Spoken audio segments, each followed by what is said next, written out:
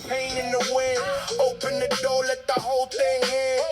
If you know, you know. Where the rough cuts blow. If you need that real, we got what you feel. Man. Best podcast. Best podcast. Real talk, real people. Real talk, real people. That's what it is.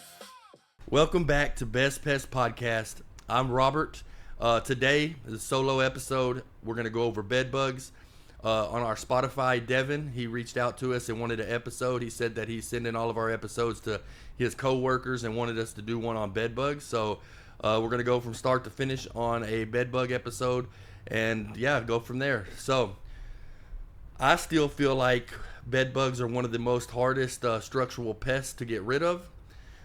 It all depends on the inspection, the preparation, thorough treatment, and follow-ups. So when you're doing a bed bug inspection, you need to inspect every inch of the rooms, the couches, the living room.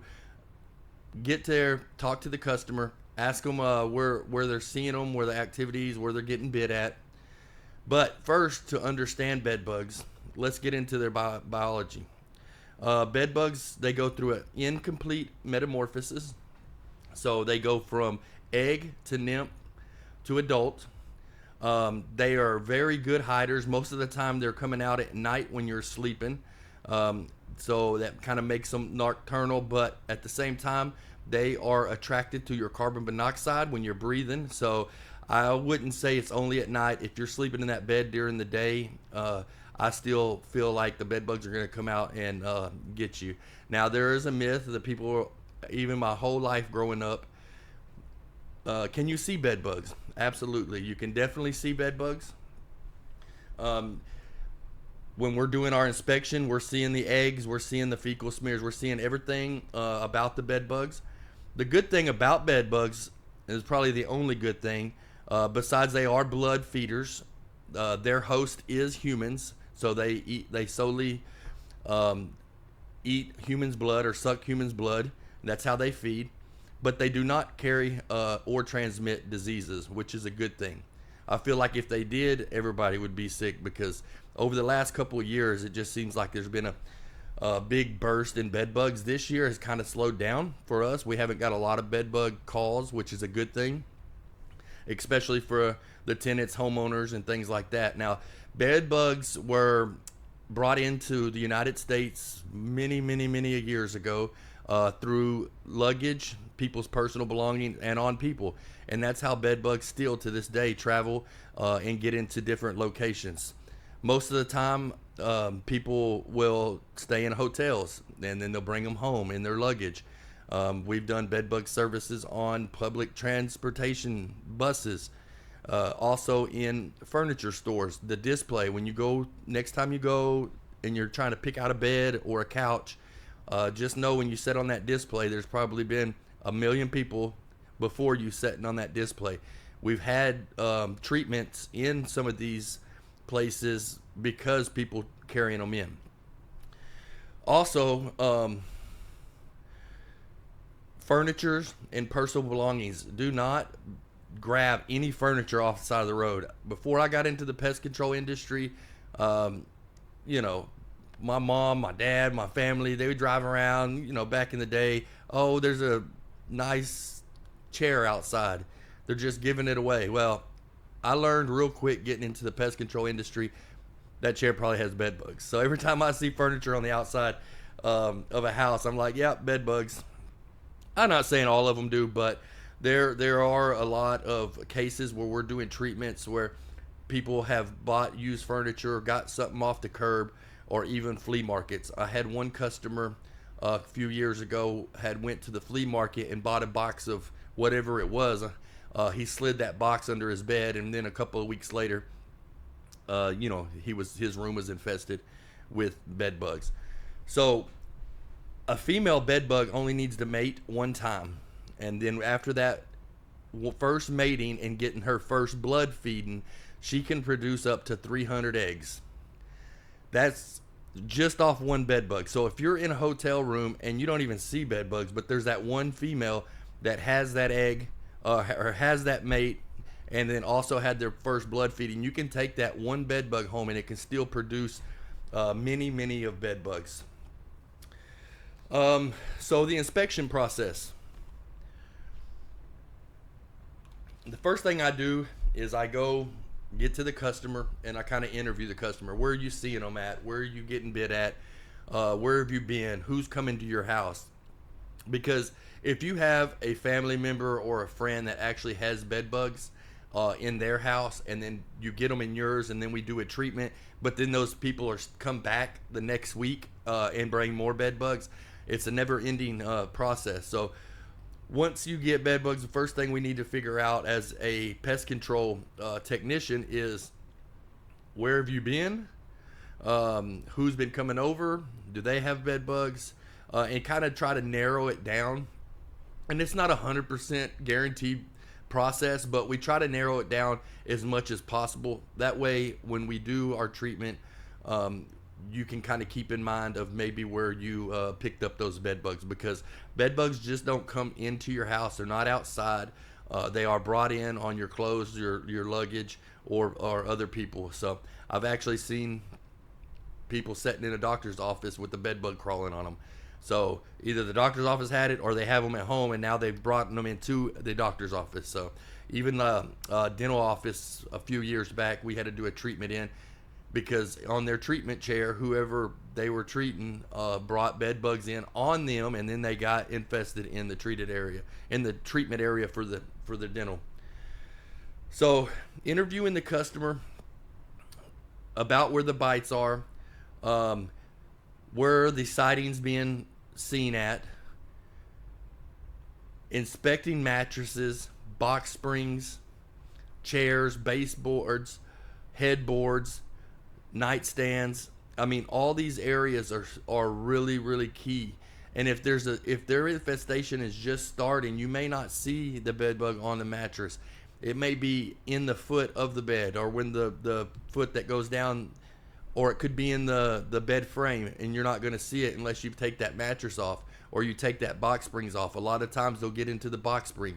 There's a little felt on most box springs. There's a little felt cover that's on the bottom of it. I always rip those off and do my inspection there, because a lot of times they are going to be in the box springs. Also in the headboards. You may not, just when you're walking in the room and you have your flashlight and you're just shining it around, you may not see anything, but you have to look under the headboard, look into the cracks and crevices of those headboards, because they do hide very well. Now, once you start getting into a larger infestation, it's pretty simple. Like, you walk in, you can look at the mattress, you're going to see the fecal smears and things like that, and you're going to know they have bed bugs. Us as a company, we treat the whole house. If we charge by the room. If it's a 3-bedroom and a living room, four rooms you're getting charged for. So the treatment strategy to have a successful treatment is a different combinations of methods. We at our company, we do not do heat treatments. I've never done heat treatments. I don't have experience in heat treatments. I've only heard horror stories about heat treatments, because if you don't know what you're doing, there can be pockets of cold air or cooler air that doesn't penetrate areas where bed bugs are. Also, if the bed bugs are in the walls where they're coming in and out of the outlets, they get behind some insulation. Maybe it doesn't get as hot in there as it should to kill them. I think it's like 119 to 123 degrees at a constant 2 to 4 hours to kill the bed bug.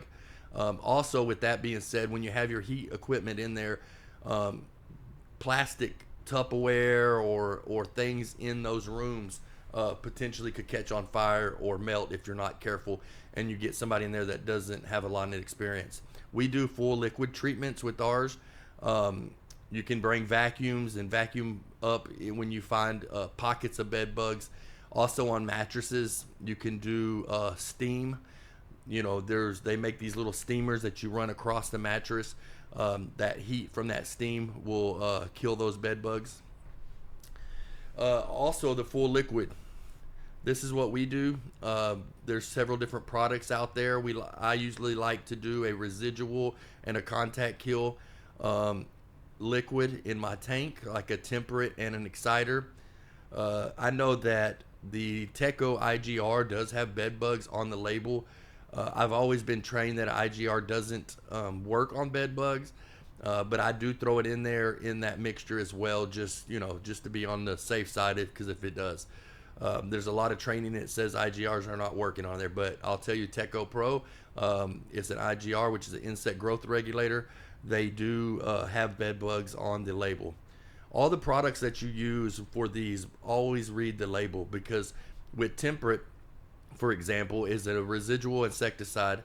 On the label, you can only treat the seams of the beds. You can't treat the full mattress. Now, also with that, they have a product that's an aerosol that's called Bedlam, which you can treat the bed with. You can treat all the cracks and crevices in the headboards, on the bed frames, in the box springs. We spray that in drawers that are next to the bed. That's a good product to use as well. And then also I like the Alpine Bedbug and Flea aerosol. Now they have Crossfire, which I've used before, that works really well. But once you do your inspection, you see the level of infestation that the customer has, then you as a professional will be able to make the decision on what products to use. Okay, with that being said, customer preparation is the most important part of the whole bed bug treatment.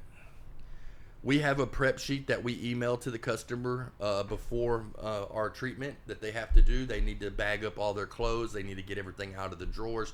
They need to get the linen off the bed. They need to make sure that nothing is on the floor. We're in the treated areas. I like to have them pull off the electrical covers of your outlets around areas with infestation, so we can pump insecticide dust into those wall voids.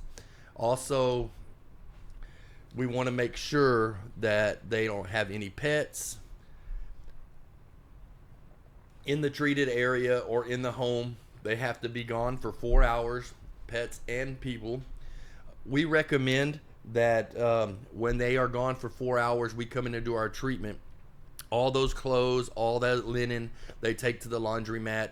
I always tell them to put it on dryer on the high cycle first to kill anything that's on there, the eggs or the adults or nymphs, so the babies, and then put it in the washer and then put it back in the dryer, just to make sure you have 2 high cycles of dryers. Also, with the prep, we want to make sure that there's no clutter.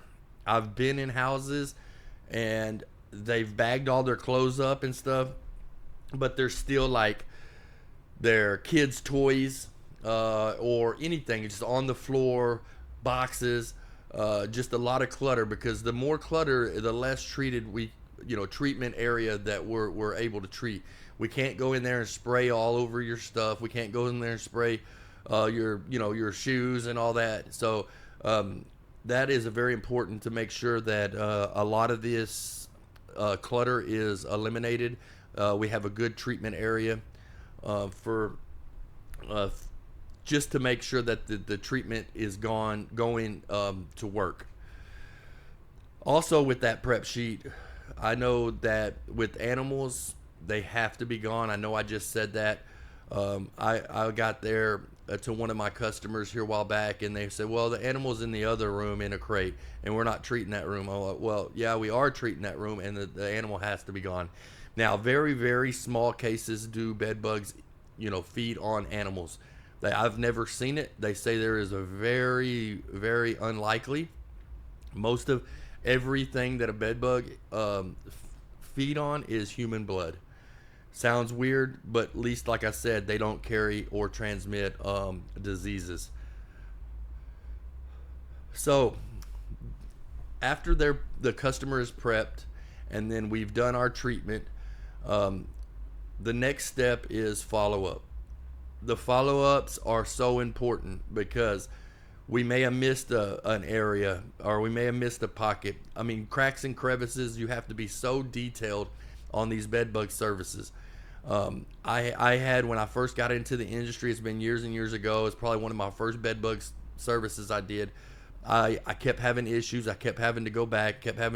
Well, if I would have just took off on the couch, if I'd have leaned it back and just unscrewed the foot on the couch the first time I was in there, we would have found them, because that's where they were. I unscrewed the feet on the couch. There was pockets of them, probably I think in every foot, and we got that treated probably on the third or fourth time to coming out there, and it finally eliminated the problem.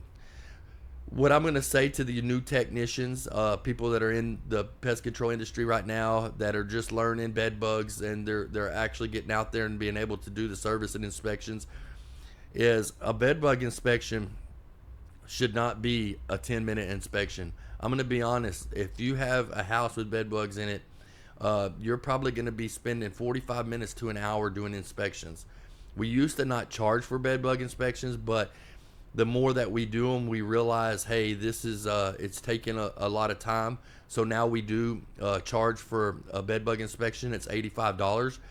That if they do go with us as a company, because we'll put a quote in, and I know they get a lot of quotes from other companies, then we'll remove that. We'll minus the $85 off the service when it's time to do the service. So when a new technician is doing an inspection, just take your time. Don't run through it. Don't be there 10 minutes. Like, let's remove the mattresses. Let's look in the drawers. If we have to pull the drawers out, we'll make sure that you have a flashlight with you, or a mirror, so you can get behind things and kind of look and make sure that you're not missing anything.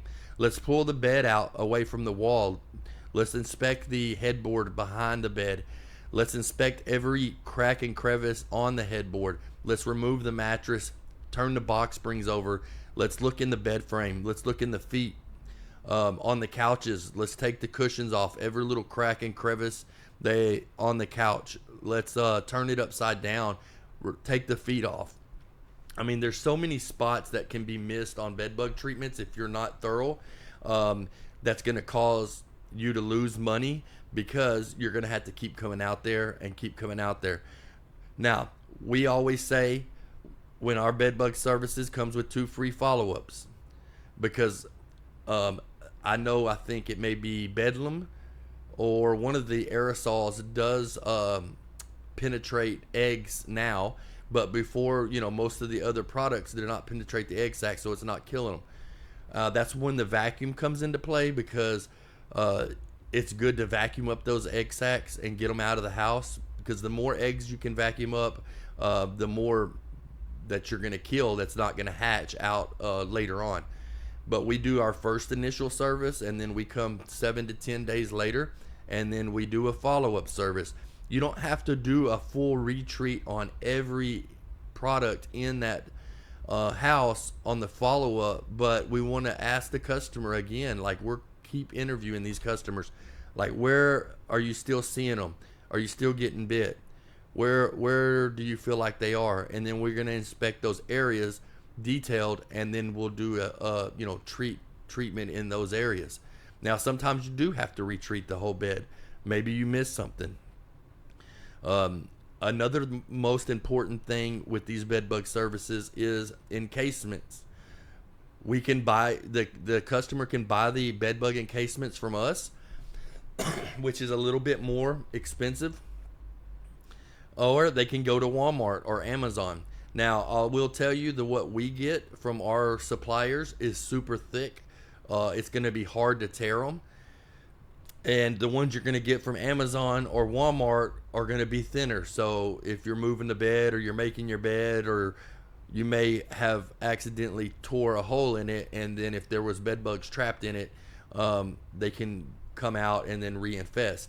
Now, what we usually do once we put those encasements on, we put a zip tie on the zippers and then a label, and it says do not remove from 1 year from the day of the treatment. And that's because a female bed bug can actually live for up to 1 year without any feeding. So those encasements are super important. Put them on the beds, the mattresses, and the box springs. That's going to eliminate a lot of follow-ups and callbacks, and then just let them know that, hey, do not remove this, because they can still live in there. I like to treat all those areas and then put the encasements back on after the treatment. That way that the box springs and the mattresses are treated, and then the encasements in there. So the chances of a bed bug or one or two living through that with all those products and stuff on those areas is pretty slim. So after our first initial treatment, what we do is the 7 to 10 day follow-up, like I said, and then after that we'll come back 7 to 10 days from that last follow-up and do another inspection. 90% of the time, that very last follow-up, we're not treating anything. We're just doing an inspection to make sure that everything has been eliminated, unless the tenant or the client has said, hey, no, we're still seeing them here and there.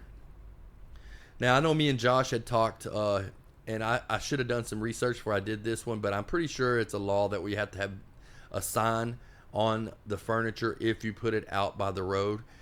Nobody does that because they get embarrassed. They don't want their neighbors knowing they have bed bugs. They don't want this. But what you can do is you can damage it. So if it's a mattress that has bed bugs on it, cut it open. Cut the mattress where nobody wants it. If it's a chair that has had bed bugs, cut the cushions, cut it, make it look where nobody wants it, so people aren't picking that up and then moving the infestation to their home. Now, I always tell people there's no point in throwing your furniture away, because we can get rid of the problem 100%. It's 100% elimination on bed bugs, and we guarantee it. So there's no point. But people they get like, oh my God, I got bed bugs, I got to get rid of this. They don't want to keep it, and then mentally, if they're sitting on that furniture, even though we've gotten rid of the issue, they still think maybe that they have them. So with that being said, the most common mistake that a technician would make going through the bed bug process is rushing through inspection, failing to inspect adjacent furniture or bedrooms, relying on chemicals only, skipping follow-up visits, and then failing to educate their customers on what to expect, preparation, and how the treatment plan will go. What I can say is bed bugs will travel up to 10 foot from their host. So if you have 2 bedrooms, or let's say this example, in a hotel, you have a bed against the wall. In that next room, there's a bed against the same wall. The bed bugs will travel back and forth through the outlets to get to their host. So if the one room is vacant and the other room has somebody staying in that hotel room, then they may be eating on them. And then they could travel back and forth. So usually around 10 feet, I think could be up to 15 feet from their host. So if you're in the living room and you have a recliner that is infested with bed bugs, it's more than likely that that couch next to it is going to be infested as well. Bed bugs are hitchhikers. They come and they move around with us, on our clothing, luggage, and things like that. So if you have a kid or a son, or you are on a Saturday morning, get up and get out of your bed with your blanket and you move to your living room to lay on the couch or sit on the couch and turn the TV on, more than likely you're going to be moving that infestation from that room to the living room. So that's why we like to do the full house instead of just one room. Very, very, very unlikely that we'll do one room. Now, if I go in there and there's only like 2 bed bugs I found, and we did a detailed inspection on everything, it's possible that we could just do one bedroom and only warranty that bedroom. But in our statement and in our service agreement, you will know that that if the other room next to it gets infested, it will be an additional charge for us to come out and treat that room. So right now, I'm hoping everybody is on board with how the bed bug inspections and thing go as well. The one thing that we can do, oh man, choked. I'm gonna have to cut that out.